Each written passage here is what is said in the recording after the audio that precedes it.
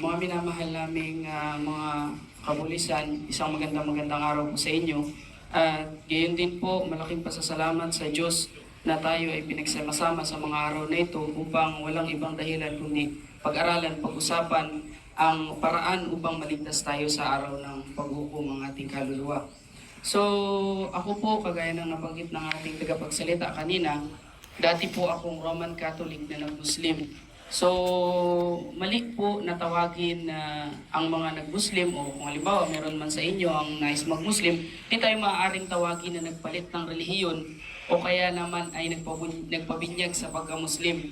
Ang dapat itawag, balik Islam.